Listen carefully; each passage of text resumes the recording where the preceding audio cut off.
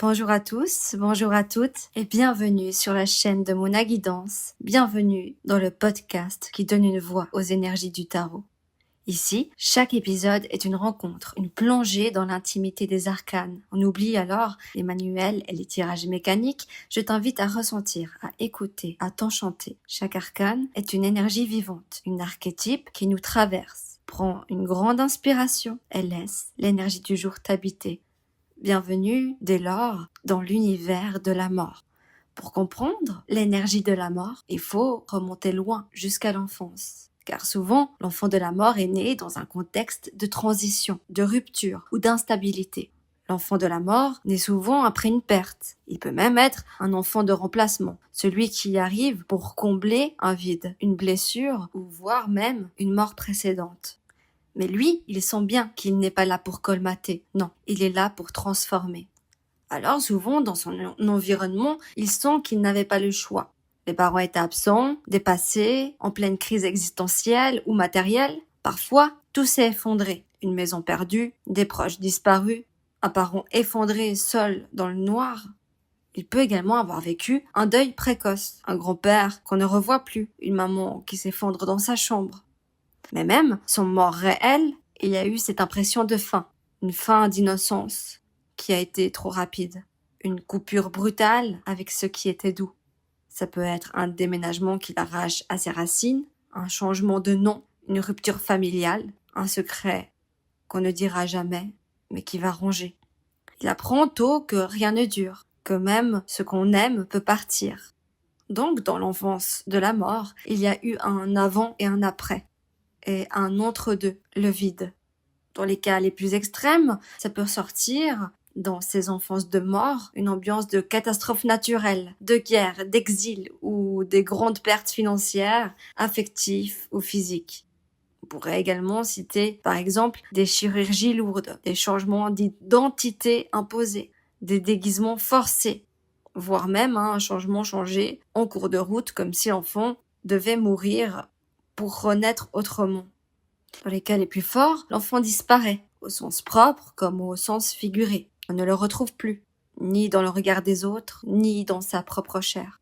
La transformation est la seule chose constante dans son environnement. Tout change, tout chute, tout recommence. Ce qui était stable ne l'est plus. Ce qui était familier devient étranger. L'enfant de la mort apprend très tôt que la vie n'est pas juste, elle n'est pas douce, qu'elle s'offre dans le chaos et dans la possibilité d'un renouveau. Alors, cet enfant grandira souvent avec un sentiment d'insécurité. Il va être détaché de son corps, détaché des autres. Pour lui, ça va être difficile de s'attacher, de faire confiance, de créer un lien. Il va donc paraître froid, associable, étrange, mais souvent, c'est une armure face à la peur de manque ou de perte.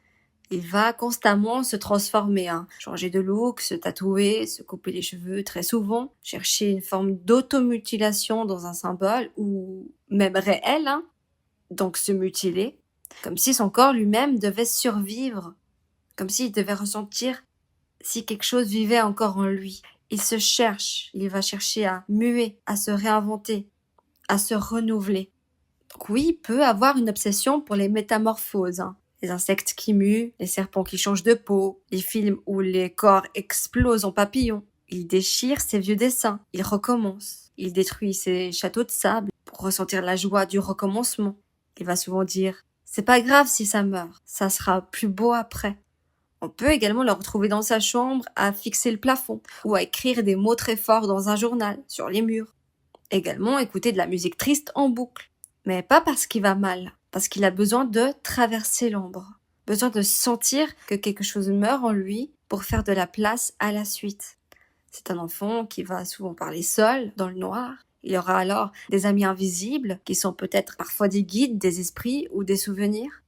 L'enfant de la mort, c'est cet enfant qu'on va appeler quand ça va mal. Quand un autre enfant pleure, il va s'asseoir près de lui, rien dire, mais sa présence est forte, rassurante, authentique. Parce qu'il sait ce que c'est de pleurer pour quelque chose qu'on ne comprend pas. Il veut pas consoler, il va vouloir accompagner la traversée. Il n'a pas peur de dire aux autres, tu sais, ça ne reviendra pas. Et c'est pour ça qu'il est guérisseur. Parce qu'il ne ment pas.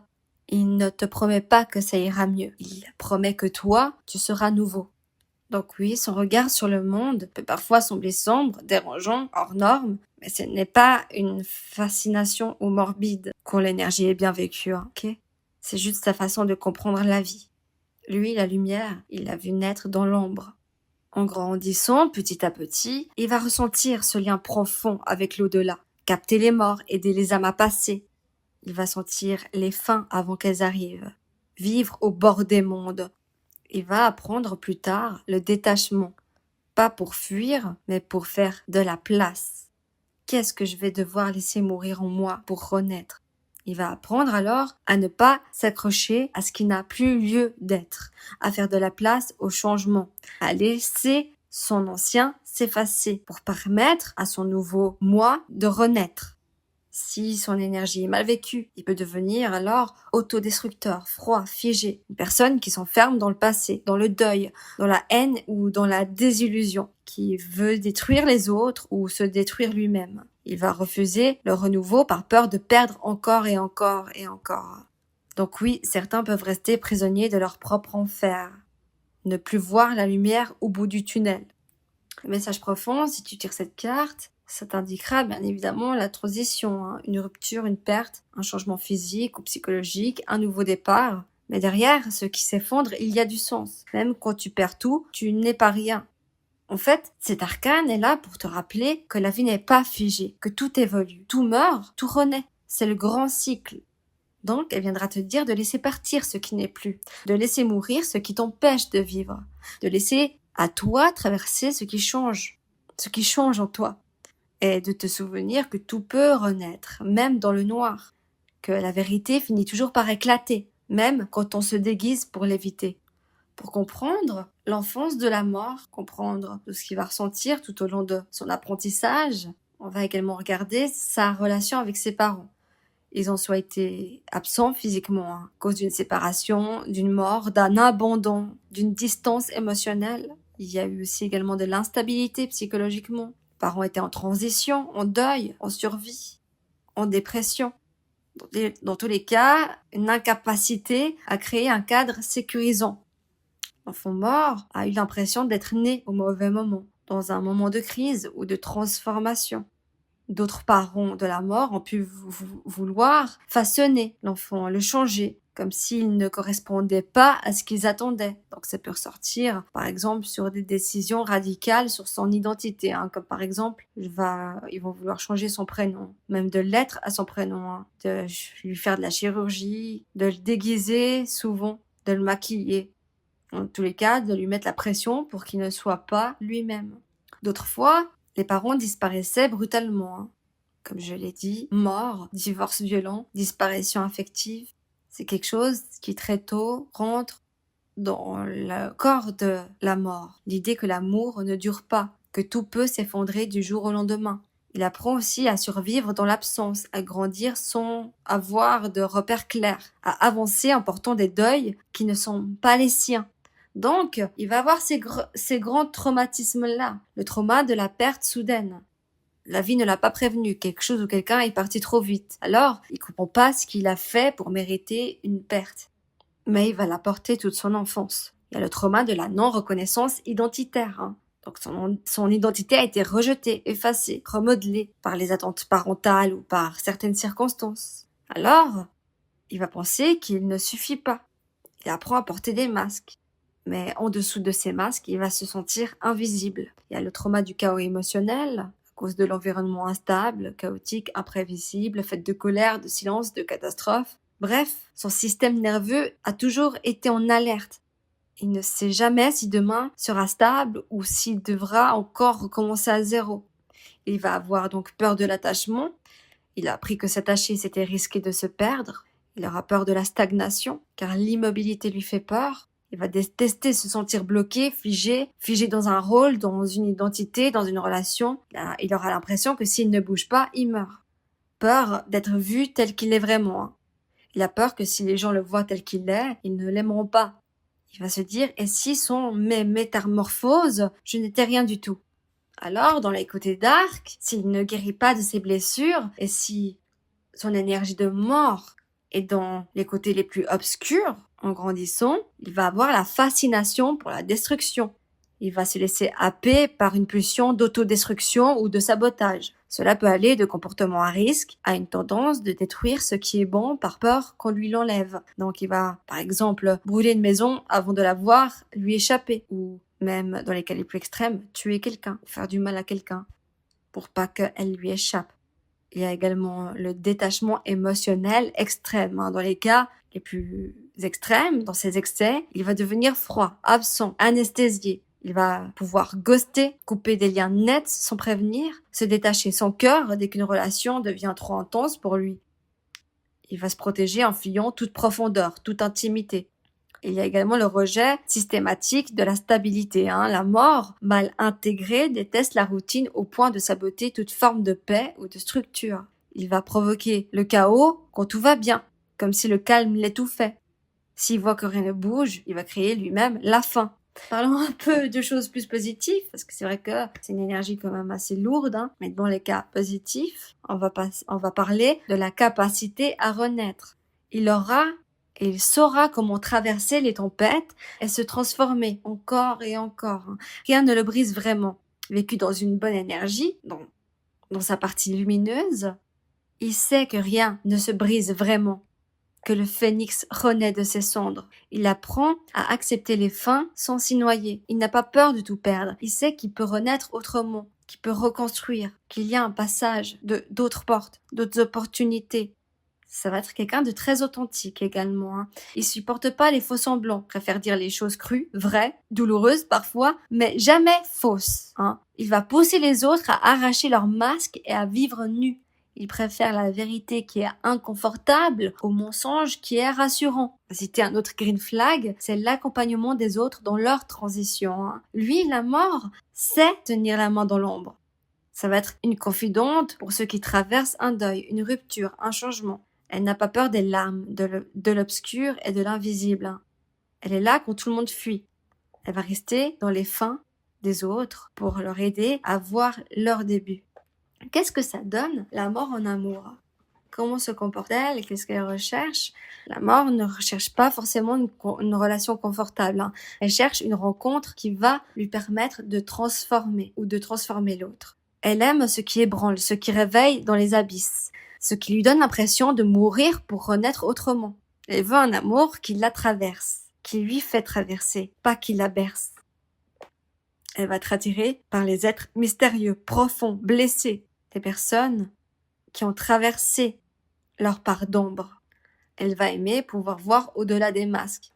Elle ne cherche pas des gens qui veulent la sauver, mais des gens qui veulent la rencontrer. Ceux qui n'ont pas peur devant sa noirceur, mais qui savent dire « je t'aime même avec ton ombre », avec ta part d'ombre.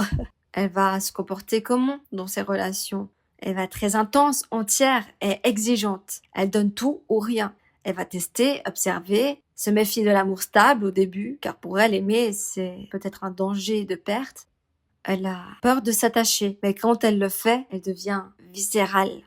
Ces défis, alors, dans ses relations, ça peut être le détachement brutal, parce que c'est ce qu'il risque de faire quand elle a peur. Les jeux de pouvoir ou de contrôle, quitte à provoquer des ruptures. Le fantasme inconscient de l'amour qui doit faire mal pour être vrai. Et le besoin de renaître à travers l'autre, qui peut devenir justement trop fusionnel ou vampirique. Donc, ça va être ces défis, ce qu'elle devra apprendre de ses relations. Et faire un travail, bien évidemment, sur ça.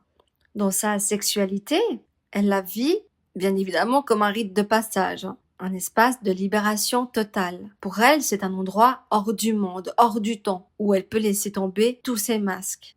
La mort devient alors un animal, brut et magique. Elle aime aller là où les autres n'osent pas aller, dans les corps, dans les émotions, dans la noirceur, dans la transformation. Ses fantasmes secrets vont être la domination, le lien de pouvoir, les jeux de domination, de soumission, de possession, la fusion extrême également, les lieux qui vont être interdits, le sexe un peu lugubre, que le sexe soit une mort douce, une renaissance sauvage. Elle peut confondre le désir et la destruction, utiliser le sexe comme fuite, comme arme ou comme preuve d'amour, se perdre dans des relations toxiques si elle n'a pas encore appris à poser ses propres limites. Mais si elle pratique la sexualité dans sa lumière, elle fait de l'amour un lieu de vérité nue et un plaisir en chemin d'élévation. Les événements qui portent l'énergie de la mort dans la vie de tous les jours, ça peut venir évoquer la perte soudaine d'un être cher, d'un accident, d'une maladie, d'un suicide. Le cœur se brise et l'ancien monde s'effondre. Un déménagement forcé, brutal, une expulsion, un exil, une fuite. On laisse tout derrière soi, même son propre nom parfois, pour passer une autre porte. Donc on parle également de rupture amoureuse, de rupture de travail, une rupture quoi qu'il en soit de toute façon. Un lien qui rompt d'un coup, qui ne sera plus jamais comme avant, qui te permet de faire d'autres rencontres. Ça ouvre une porte ailleurs. On cite également le coming out qui a été radical, qui fait tout basculer. On révèle qui l'on est derrière le masque et on laisse une façon de son ancien soi mourir. La façade qu'on avait avant mourir. Donc un changement d'identité, comme on l'a évoqué. On parle aussi de tentatives autodestructives, que l'acte soit là ou non. La mort a été frôlée, affrontée, transcendée. Il y a une transformation physique qui va mener à de la chirurgie. On peut parler de sevrage quand tu as une addiction. Le poison quitte le corps et tout un pont de vie s'efface avec. Il y a le changement de foi, de religion, de croyance. On fait mourir une ancienne version de nous, une ancienne vision du monde et on épouse une nouvelle. On peut parler de fausses couches, de burn-out, de dépression, de procès, de catastrophe naturelle, de quelque chose qui se détruit. Donc du coup, on repart à zéro. De prendre le choix de couper un lien avec un membre de la famille, par exemple. Maintenant, dans les cas positifs, la mort viendra parler de cette décision d'arrêter de plaire aux autres pour enfin soi-même exister. L'ancien masque tombe et tu te regardes pour la première fois. Et là, tu te reconnais. Il y a un changement radical de métier pour suivre sa vocation, de couper un lien toxique pour sentir la paix, enfin la paix avec soi, d'oser une métamorphose physique qui te rend fier, qui te révèle. C'est également cette ambiance quand tu fais un grand tri chez toi, tu fais de la place, ton âme respire à nouveau. C'est aussi renaître après une dépression. Tu reviens à la vie, tu es plus consciente, plus profonde, plus forte. La mort vient aussi quand tu découvres un secret de famille qui va éclairer sur toi. Tu portais quelque chose sans le savoir et du coup tu peux enfin le laisser partir. C'est également dire une vérité longtemps tue et se sentir enfin libéré quant à celle-ci. Ça va être aussi se tatouer un symbole qui marque une renaissance intérieure. On laisse une trace sur la peau, du avant et du après. Brûler un journal intime ou un objet du passé, c'est ce rite de transition. Dans les cas positifs, on peut aussi parler de commencer une relation en osant se montrer soi, tout entière. Il n'y a plus de jeu, plus de rôle, juste soi et c'est assez. La mort, c'est aussi créer une œuvre à partir d'une blessure, transformer la douleur en beauté. Le passé devient une offrande. C'est également rire à nouveau après un long deuil, le jour où tu ris et tu réalises « mais je suis encore vivante ». Maintenant, on va regarder les métiers qui passionnent l'énergie de la mort. Donc tous les métiers où on va explorer l'ombre, provoquer des renaissances, accompagner en fin de cycle. Donc ça évoque bien évidemment les thérapeutes en transgénérationnel, les hypnothérapeutes, les passeurs d'âme, les médiums, les travailleurs de l'ombre, ceux qui travaillent dans le shadow work, les coachs en transformation identitaire, post-traumatique. Tout métier lié à la mort au sens propre, d'accord ? Donc travail en funérarium, en cimetière, en crématorium, les psychologues du deuil, des doulas de fin de vie, médecins légistes, bref, tout ce qui touche la mort. Des métiers artistiques cathartiques, tatoueuses, tatoueurs, les auteurs de récits sombres, réalisateurs de films expérimentaux, trailers, documentaires sur la mort, même les films d'horreur. On parle également, bien évidemment, de métiers ésotériques et mystiques. Les tarologues qui vont être spécialisés dans les cycles de vie, de mort, de renaissance, les praticiens en rituels de passage, les chamans, les guides de transe, les astrologues karmiques, plutoniens. Et dans les métiers où la mort a de la facilité naturelle, où ça va plus être fluide pour elle d'y travailler, à avoir de la facilité à tout ce qu'il faut couper et qui ne sert plus, quand il faut rester calme dans le chaos. Elle va être à l'aise de sentir ce qui doit changer, aller droit au but, sans détour. Donc, on va parler de métiers, par exemple, comme notaire ou juriste spécialisé dans les successions, des coachs en désencombrement, pour réorganiser une maison qui a été détruite, sale, désordonnée, insalubre, des gestionnaires de crise ou de changement en entreprise, des responsables RH pour une restructuration, par exemple, des chirurgiens, des médecins urgentistes, on parle également d'archivistes ou de documentalistes, trier l'histoire, l'ancien, les traces. Et on peut aussi évoquer les travails dans la justice réparatrice ou les droits des victimes. Comment on peut reconnaître physiquement cette mort? Par ses tics verbaux, ce qu'il dit souvent. Elle va souvent dire des phrases des sons comme ah, eh bien, voilà, ah, tu vois, pour marquer une réflexion profonde ou une transition dans la pensée. Elle va également ressortir dans les silences qui pèsent. Elle ne comble pas les vides immédiatement. Laisse parfois planer un mystère. Elle peut aussi parfois lâcher un petit rire nerveux ou un souffle, comme si elle exhalait un poids invisible. Des phrases, expressions récurrentes. Tout a une fin. C'est comme si quelque chose devait mourir pour que l'on naisse. Il faut parfois laisser partir ce qui nous tue à petit feu. Tu sais, on ne peut pas échapper à la transformation. Tu sais, l'ombre est un passage, pas juste une prison. On renaît toujours, même quand on croit que c'est fini. Cette tic physique, alors on la reconnaît quand elle va toucher ses mains ou ses avant-bras pour sentir la vie, pour se recentrer. Elle va serrer sa mâchoire ou desserrer. Quand elle est concentrée ou un peu stressée, on va ressentir sa nervosité dans cette partie du corps. Elle a également des légers mouvements de balancement de corps. Quand elle est en attente ou dans une réflexion, elle va balancer son corps en avant, en arrière, légèrement. Regardez souvent le sol ou un point fixe, puis relever soudainement les yeux, comme si elle basculait entre deux réalités. Maintenant, on va regarder quels sont les personnages au quotidien qui peuvent porter cette énergie de la mort. On va commencer avec les personnages Disney. Dans Disney, Maléfique, bien évidemment. Elle est trahie, détruite, puis renaît dans une forme plus sombre et puissante. Elle représente donc la vengeance, la reconquête de soi, la maternité d'ombre. C'est l'énergie de la transgression, du pouvoir obscur, de la renaissance par amour non conventionnel. On peut citer Logan, Wolverine. Il est le survivant ultime. Il meurt à ses illusions, protège ce qu'il aime dans la douleur et meurt pour transmettre. C'est l'énergie de la solitude, de la régénération, du sacrifice, de la transmission par la faim. Il y a également Nina dans Black Swan. Elle se détruit pour incarner la perfection et trouve la beauté dans la mort dans son ancien soi. L'énergie de la transformation artistique, la mort de l'ego, la fusion avec l'ombre.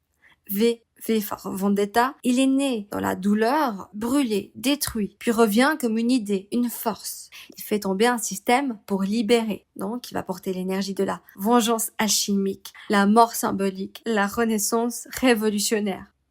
Les lieux qui portent 100% l'énergie de la mort, des endroits silencieux, sacrés, dévastés ou en transformation. Alors, on parle de cimetières anciens, les ruines abandonnées, les crématoriums, les salles de funéraires, la forêt en hiver, plus rien ne pousse, tout semble mort. Mais dessous, ça prépare le renouveau. Une pièce plongée dans le noir, une salle d'accouchement. Et si c'était un objet, on pourrait penser à l'obsidienne, à l'onyx ou la labradorite. Elle peut couper des liens, absorber l'ombre ou accompagner à la transmutation. Une boîte à souvenirs ou une boîte à deuil. Elle contient un passé, un amour, un deuil que l'on n'ouvre que dans les silences sacrés. Un masque qu'on va porter pour ne pas être vu ou qu'on retire pour renaître. On va regarder maintenant ce que la mort trouve de positif dans la génération 2025. Elle aime le courage de déconstruire. Cette génération n'a pas peur de faire table rase, de dire non aux modèles obsolètes. Elle ose mettre fin à ce qui ne lui convient plus, à des métiers, des relations, des croyances, des normes. Elle ose dire « mais ça, ce n'est pas fait pour moi ». Donc, la mort applaudit ce refus d'hériter d'un monde tout fait. Elle aime la capacité à cette génération 2025 à brûler ce qui oppresse. En revanche, ce qu'elle supprimerait dans cette génération 2025, c'est le refus de finir ce qui a été commencé. Elle voit une tendance à l'inconstance, au zapping, à fuir dès que c'est inconfortable. Donc, elle te dira, vous aimez les débuts, Mais qui vous apprend à rester jusqu'à la fin, à mourir dans l'expérience? Elle supprimerait donc cette peur de l'achèvement, ce besoin de tout vite consommer, puis ensuite jeter, sans vivre la transition. Oui, donc, vous êtes dans le trop bruit, trop de contenu, trop de distractions. Ce trop-plein empêche la mue. Vous n'évoluerez jamais si vous ne traversez pas vos silences. Donc, elle supprimerait également ce refus de la solitude, ce besoin de remplir chaque espace. Si elle avait un conseil, elle nous dirait « Arrêtez de survivre, mourrez à vos anciens rôles et osez renaître. Ce que vous perdez n'est pas vous, ce que vous devenez est déjà en germe. La douleur est le seuil, pas la fin. Ce qui se termine est souvent une bénédiction mal habillée. Ne courez pas après celui qui meurt. Laissez-le partir. Vous êtes là pour transformer, pas pour rester intact. Et pour finir ce podcast sur l'énergie de la mort, toi, qu'est-ce que tu repousses alors que tu sais que ça doit mourir? Et quelle part de toi attend de renaître si tu as accepté enfin de lâcher prise? Merci de m'avoir écouté. Bisous.